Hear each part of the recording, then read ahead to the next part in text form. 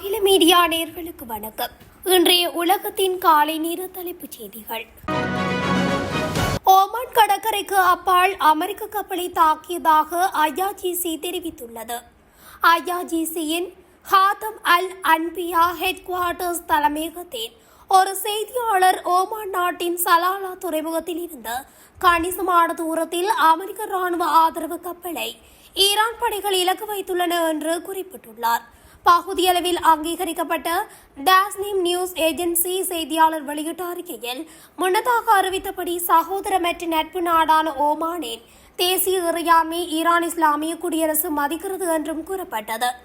இதேவேளை USS charge SW எனப்படும் மிகப்பெரிய விமான தாங்கி கப்பல் 80க்கும் மேற்பட்ட விமானங்களை ஏற்றிச் செல்லக்கூடிய கப்பல் ஒன்று மத்திய கிழக்கை நோக்கி செல்வதாகவும் தெரிவிக்கப்பட்டுள்ளது. அமெரிக்காவுக்கும் ஈரானுக்கும் இடையே போர் தீவிரமடைந்துள்ள நிலையில் அமெரிக்காவின் லூசியானா மாகாணத்தில் உள்ள ஃபாக்ஸ் டேல் விமானப்படை தளத்தின் வான்பரப்பில் மர்மமான முறையில் ட்ரோன்கள் பறந்தது பெரும் பரபரப்பை ஏற்படுத்தியுள்ளது. மார்ச் 9 முதல் 20 வரையிலான காலகட்டத்தில் அலையலையாக வந்த 12 முதல் 15 ட்ரோன்கள் சுமார் 4 மணி நேரம் அந்த பகுதியை சுற்றி வளைத்துள்ளன. இந்த ஊடுருவலால் ஈரானுக்கு எதிரான ஆபரேஷன் எஃபெக்ட் பியூரி தற்காலிகமாக நிறுத்தப்பட்டதுடன் B-52 ரக குண்டுவீச்சு விமானங்களின் இயக்கமும் பாதிக்கப்பட்டது. வாஷிங்டனில் உள்ள முக்கிய ராணுவ தளங்களிலும் இந்த ட்ரோன்கள் தென்பட்டதால் பாதுகாப்படையினர் அதிர்ச்சி அடைந்துள்ளனர். அதிநவீன தொழில்நுட்பம் கொண்ட இந்த ட்ரோன்களை முடக்கும் அமெரிக்காவின் GPS எதிர்ப்பு அமைப்புகளும் தோல்வியடைந்துள்ளன. இவ்வளவு நூற்று தூரம் பறக்கும் திறன் ஈரானிடம் இல்லை என்பதால் இதற்கு பின்னால் சீனா அல்லது ரஷ்யாவின் தொழில்நுட்ப உதவி இருக்கலாம் என சந்தேகிக்கப்படுகிறது. அதேவேளை 2ஆம் உலகப் போருக்கு பிறகு முதல் முறையாக ஒரு அமெரிக்க விமானப்படை தளம் போர்க்காலத்தில் முடங்கியது இதுவே முதல் முறை என்பதும் குறிப்பிடத்தக்கது. துபாயில் உக்ரைனுக்கு சொந்தமான ட்ரோன் எதிர்ப்பு களஞ்சியத்தை தாக்கி அளித்துள்ளதாக ஈரான் புரட்சிகர காவல்படை தெரிவித்துள்ளது. ஈரான் புரட்சிகர பாதுகாப்படையின் கீழ் செயற்படும் ஹதம் அல் அன்பியா தலைமையகம் இதனை தெரிவித்துள்ளது.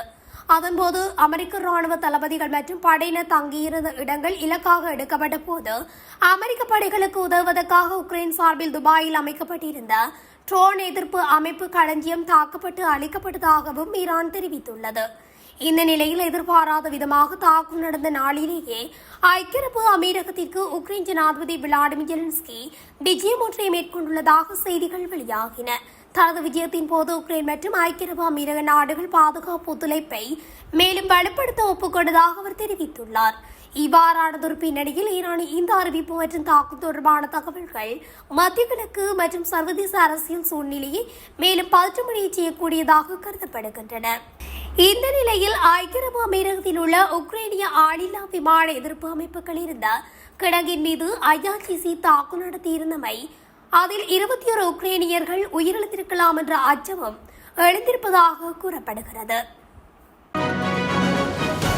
இந்த மாதம் மத்திய கிழக்கில் வர்த்தக கப்பல்கள் மீதான தாக்குதல்களால் எண்ணெய் கப்பல்களுக்கு மிக முக்கியமான கார்முஸ் நீரிணையை ஈரான் முழுமையாக மூடிவிட்டது. இது எண்ணெய் சந்தையை தலைகீழாக மாற்றி உற்பத்தியாளர்களை உலகெங்கிலும் உள்ள வாங்குபவர்களுக்கு தங்கள் எரிபொருளை கொண்டு செல்ல மாற்று வழிகளை தேட வைத்துள்ளது. சில மாற்று வழிகளில் ஒன்று செங்கடல் வழியாக செல்கிறது. உலகின் முன்னணி எண்ணெய் உற்பத்தியாளரான சவுதி அராம்கோ மில்லியன் கணக்கான பீப்பாய் கச்சா எண்ணெயை செங்கடலில் உள்ள சவுதி அரேபியாவின் மேற்கு துறைமுகமான ஜான் புவிற்கு செல்லும் ஒரு குழாய் வழியாக திருப்பிவிடப் போவதாக கூறியுள்ளது. வர்த்தக தரவு மற்றும் பகுப்பாய்வு நிறுவனமான கேப்லரின் தரவுகளின்படி கடந்த ஆண்டின் தினசரி சராசரியுடன் ஒப்பிடுகையில் இந்த மாதம் துறைமுகத்தில் தினசரி எண்ணெய் ஏற்றுமதிகளின் எண்ணிக்கை ஏற்கனவே 2 மடங்கிற்கும் அதிகமாகியுள்ளது. ஆனால் இப்போது அந்த உயிர் நாடியும் கூட ஆபத்தில் உள்ளது. 2023 பிற்பகுதியில் கமாஸ்க்கு எதிரான இஸ்ரேலின் போருக்கு பழிவாங்கும் விதமாக ஈரான் ஆதரவு கவுதி அமைப்பினர்கள் செங்கடலில் கப்பல்களை தாக்க தொடங்கினர். இந்த பாதுகாப்பு சூழல் கப்பல் நிறுவனங்களை தங்கள் கப்பல்களை அமெரிக்காவின் தெற்கு முனையை சுற்றி திருப்பிவிட கட்டாயப்படுத்தியது. இதனால் பயணங்களில் பல வாரங்கள் கூடுதலாக ஆனதுடன் எரிபொருள் காப்பீடு மற்றும் மாலுமிகளின் ஊதியத்துக்காக அவர்கள் அதிகம் செலவழிக்கவும் நேர்ந்தது. தற்போதைய பிராந்திய மோதல் மற்றும் வர்த்தக கப்பல் போக்குவரத்துக்கு எதிரான கவுதி படைகளின் தொடர்ச்சியான போக்கு ஆகியவற்றால் செங்கடலில் உள்ள அச்சுறுத்தலின் அளவு கணிசமானது. கவுதிகள் தங்கள் அறிவிப்பை வெளியிடுவதற்கு முன்பு இந்த மாத தொடக்கத்தில் ஐக்கிய அரபு ராஜ்யத்தின் கடல்சார் வர்த்தக செயல்பாட்டு மையம் ஒரு ஆலோசனையில் தெரிவித்திருந்தமையும் குறிப்பிடத்தக்கது. தற்போது இந்த மத்திய கிழக்கு மோதல் நிலையில் ஈரானுக்கு ஆதரவாக கவுதிகளின் நிலைப்பாடு மேலும் செங்கடலில் பெரும் பதற்றத்தை ஏற்படுத்தக்கூடும் என்ற எச்சரிக்கையும் விடுக்கப்பட்டுள்ளது. நான் அமைதி ஏற்படுத்துகின்றேன், என்னை ஒரு மிகச்சிறந்த அமைதி தூதுவராக உலகம் நினைவில் கொள்ள வேண்டும் என்பதே எனது விருப்பம் என்று அமெரிக்க ஜனாதிபதி ட்ரம்ப் குறிப்பிட்டுள்ளார். அமெரிக்காவின் புளோரிடா மாகாணத்தில் நடைபெற்ற வருங்கால முதலீட்டு திட்ட முன்னுரிமைக்கான உச்சி மாநாட்டில் கலந்து கொண்டு பேசும்போதே அவர் இதனை தெரிவித்துள்ளார். நான் ஒரு உண்மையான அமைதி விரும்பி பல போர்களை நிறுத்தி மக்களின் உயிர்களை காத்துள்ளேன். இதுவே எனது வாழ்நாள் அடையாளமாக இருக்க வேண்டும் என்று தெரிவித்துள்ளார். அத்துடன் ஈரான் குறித்து பேசுகையில் ட்ரம்ப் நீர்நிலையை ஈரான் திறக்க வேண்டும், மன்னிக்க வேண்டும், நான் கார்மோஸ் நீர்நிலையை பற்றி கூறினேன் என்றார். அவர் இவ்வாறு பேசியதும் கூட்டத்தில் இருந்தது சிரிப்பலையை எழுப்பித்தது. மேலும் நோபல் பரிசு குறித்து பேசியவர், அமைதிக்கான நோபல் பரிசு எனக்கு கிடைக்காமல் வேறு யாருக்கும் கிடைப்பதில் அர்த்தமில்லை என்றும் குறிப்பிட்டுள்ளார். இவ்வாறான ட்ரம்பின் கருத்துக்களுக்கு உலகளவில் இருந்து கேலிக்கூத்தான வார்த்தைகள் பதிவாகியுள்ளது. ஹிஸ்புல்லாவின் தகவல் தொடர்பு பிரிவின் 2 மூத்த உறுப்பினர்களை வெள்ளிக்கிழமை அன்று கொன்றதாக இஸ்ரேலிய ராணுவம் அறிவித்துள்ளது. கொல்லப்பட்ட இருவரையும் அயூப் குசைன் யாகூப் மற்றும் யாசிர் முகமது முபாரக் என ராணுவம் அடையாளம் காட்டியுள்ளது. லெபனானின் தலைநகரான பெய்ரூட்டில் நடந்த தாக்குதலில் யாகூப் கொல்லப்பட்டதாக வெளியிட்ட அறிக்கையில் இஸ்ரேலிய ராணுவம் கூறியது. மேலும் தனது விமானப்படை மற்றும் கடற்படை பிரிவுகள் தெற்கு லெபனானின் பல்வேறு பகுதிகளில் இரவு முழுவதும் தாக்குதல் நடத்தியதாகவும் தெரிவித்துள்ளது. இஸ்ரேலின் ஹைஃபா துறைமுகத்தை தாக்கியதாக ஈரான் தெரிவித்துள்ளது. ஹைஃபாவில் உள்ள இஸ்ரேலிய இலக்குகள் மீது ஈரானிய ராணுவம் ஆளில்லா விமான தாக்குதல் நடத்தியுள்ளது. ஹைஃபாவில் உள்ள சியோனிச ஆட்சியின் மூலோபாய மின்னணு போர் மற்றும் ரேடார் மையங்கள் மீது இவ்வாறு ஆளில்லா விமான தாக்குதலை நடத்தியதாக ஐஆர்ஜிசி ராணுவம் அறிவித்துள்ளது. நேற்று அதிகாலை முதல் ஹைஃபா துறைமுகத்தில் உள்ள சியோனிச ஆட்சியின் விண்வெளி குழுமத்தின் ஒரு பகுதியான ELTA என்ற மூலோபாய மின்னணு போர் மற்றும் ரேடார் மையமும் பென்குரியன் விமான நிலையத்தில் உள்ள எரிபொருள் சேமிப்பு வசதிகளும் ஈரானிய ராணுவத்தின் சக்தி வாய்ந்த நீண்ட தூர ஆளில்லா விமான தாக்குதல்களால் குறிவைக்கப்பட்டுள்ளதாகவும் ஈரான் இஸ்லாமிய குடியரசின் ராணுவம் சனிக்கிழமை அன்று தெரிவித்துள்ளது. ஈரானின் பதிலடி தாக்குதல்களால் 500க்கும் மேற்பட்ட அமெரிக்க ராணுவ வீரர்கள் கடுமையாக உயிரிழந்ததாக ஈரானிய கதம் அல் அன்பியா மத்திய தலைமையகத்தின் செய்தி தொடர்பாளர் தெரிவித்துள்ளார். ஈரானின் ஆயுதப்படைகளின் தீர்க்கமான தாக்குதல் மற்றும் அப்போதில் உள்ள அவர்களின் வந்த அமெரிக்க ராணுவம் தப்பியோடி தங்கள் தளங்களுக்கு வெளியே பதுங்கியுள்ளது போன்ற தகவல்கள் முன்னரே எச்சரித்திருந்தமையும் அவர் குறிப்பிட்டிருந்தார்.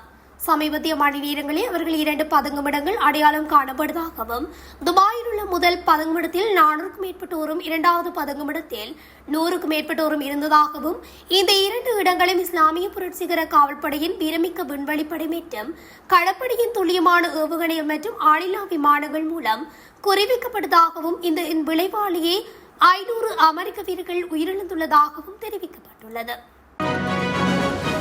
இஸ்ரேல் மீது ஏமன் நாட்டின் கவுதி அமைப்பு முதல் முறையாக ஏவுகணை ஏவி போரில் இணைந்துள்ளது. அணுசக்தி ஒப்பந்தத்தில் கையெழுத்திட மறுத்ததால் ஈரான் மீது கடந்த பிப்ரவரி 28ஆம் தேதி அமெரிக்கா இணைந்து தாக்குதலை ஆரம்பித்திருந்தன. பதிலடி தாக்குதலையும் ஈரான் மேற்கொண்டு வந்தது.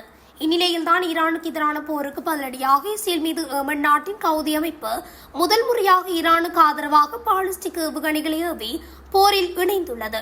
இஸ்ரேலின் டிமோனா அணு ஆராய்ச்சி மையம் குறிவைக்கப்பட்டு கவுதி அமைப்பு அனுப்பிய பாலிஸ்டிக் ஏவுகணைகளை இடைமறித்ததாகவும் இஸ்ரேல் தெரிவித்திருந்தமையும் குறிப்பிடத்தக்கது. தாய்லாந்து எண்ணெய் கப்பல்கள் கார்மஸ் நீர்நிலை ஊடாக பாதுகாப்பாக பயணிப்பதற்கு ஈரான் அரசாங்கத்துடன் இணக்கப்பாடு எட்டப்பட்டுள்ளதாக தாய்லாந்து பிரதமர் அனுட்டின் சார்குன் விரகுல் தெரிவித்துள்ளார். மத்திய கிழக்கில் இருந்து இறக்குமதி செய்யப்படும் மசகு எண்ணெயை தாய்லாந்து பெரிதும் நம்பியுள்ள நிலையில் ஈரானுடன் எட்டப்பட்டுள்ள இந்த உடன்படிக்கையானது தாய்லாந்தின் எரிசக்தி விநியோகம் தொடர்பான கவலைகளை தணிக்கும் என பிரதமர் குறிப்பிட்டுள்ளார். இந்த ஒப்பந்தம் நடைமுறைக்கு வந்துள்ளதால் மார்ச் மாத தொடக்கத்தில் காணப்படுவதை போன்ற இடையூறுகள் மீண்டும் ஏற்படாது என்ற அதிக நம்பிக்கை ஏற்பட்டுள்ளது என்றும் அவர் மேலும் குறிப்பிட்டுள்ளார். கார்முஸ் நிலசந்தி வழியாக செல்லும் கச்சா எண்ணெய் மற்றும் திரவமாக்கப்பட்ட இயற்கை எரிவாயுவில் 80%க்கும் அதிகமானவை ஆசியாவுக்கு செல்கின்றதாகவும் அமெரிக்க எரிசக்தி தகவல் நிர்வாகத்தின் தகவல் குறிப்பிட்டுள்ளது. இந்நிலையில்தான் தெற்கிழக்கு ஆசியாவின் பெரும்பகுதி எரிபொருள் விநியோக பற்றாக்குறையால் கடுமையாக பாதிக்கப்பட்டுள்ளதுடன் தாய்லாந்தில் உள்ள எரிபொருள் நிலையங்களில் நீண்ட வரிசைகள் அடிக்கடி காணப்படுகின்றதாகவும் தெரிவிக்கப்படுகின்றது. தெற்கு லெபனானில் பொதுமக்கள் வசிக்கும் பகுதிகளில் இஸ்ரேல் தொடர் தாக்குதல் நடத்தி வருவதாக செய்திகள் வெளியாகியுள்ளன. லெபனானில் மஜ்ரல் செல்ம், ஹாப்ரா, ஹன்னியா, டோலிப், அட்லோன் நகரங்களின் மீது இஸ்ரேல் தொடர் தாக்குதல்களை நடத்தி வருவதாக லெபனான் அரசின் செய்தி நிறுவனம் தெரிவித்துள்ளது. நபேத்தியா நகரில் பொதுமக்கள் வசிக்கும் குடியிருப்பு பகுதிகள், வணிக கட்டிடங்கள் மற்றும் எரிபொருள் நிலையம் மீதும் இஸ்ரேல் ஏவுகணை தாக்குதலை நடத்தியதாகவும் லெபனான் எல்லையில் உள்ள நகரங்களான தைஃபே, லித்தானியா ஆகிய நகரங்களில் இஸ்ரேலிய படைகள் தொடர்ந்து முன்னேறி வருவதாகவும் கூறப்படுகின்றது. லெபனான் முழுவதும் உள்ள ஹிஸ்புல்லா உட்கட்டமைப்புகள் மீது இஸ்ரேல் தொடர் தாக்குதலை நடத்தி வருவதாகவும் தெரிவிக்கப்படுகின்றது. லெபனான் தாக்குதலை அடுத்து ஹிஸ்புல்லாவும் இஸ்ரேல் மீது ராக்கெட் தாக்குதல்களை நடத்தி வருகின்றமையும் குறிப்பிடத்தக்கது. ஈரான் நாட்டை அமெரிக்காவும் இஸ்ரேலும் கூட்டாக இணைந்து வான்வழியாக தாக்குதல் நடத்தி வருகின்ற நிலையில் ஈரான் நடத்தி வரும் பதிலடி தாக்குதல்களால் இஸ்ரேல், அமெரிக்கா மற்றும் அவற்றின் படைத்தளங்கள் அமைந்த வளைகுடா நாடுகள் பாதிக்கப்பட்டுள்ளன. இதேபோன்றுதான் அபுதாபியில் கலீஃபா பொருளாதார மண்டலம் பகுதியில் தாக்குவது ஏவுகணை ஒன்றை வான் பாதுகாப்பு சாதனங்கள் இடைமறித்து அளித்தன. இதில் அந்த ஏவுகணையின் பாகங்கள் விழுந்ததில் சிக்கிய 5 இந்தியர்கள் காயமடைந்துள்ளதாக செய்திகள் வெளியாகியுள்ளது. மித அளவில் இருந்து படுகாயம் வரை அவர்களுக்கு ஏற்பட்டுள்ளதாகவும் அதிகாரிகள் தெரிவித்தனர். இதேபோன்று அதிகாரப்பூர்வ தகவல்களை மட்டுமே பொதுமக்கள் பெற வேண்டும் என கேட்டுக்கொண்டதுடன் பரவி வரும் வதந்திகள் சரிபார்க்கப்படாத தகவல்களை தவிர்க்கும்படியும் அபுதாபி கேட்டுக் கொண்டுள்ளது. இத்துடன் அகில மீடியாவின் இன்றைய காலை நேர தலைப்புச் செய்திகள் நிறைவடைகின்றன. தொடர்ச்சியாக செய்திகளை அறிந்து கொள்ள அகில மீடியா ஊடகத்துடன் இணைந்திருங்கள். நன்றி, வணக்கம்.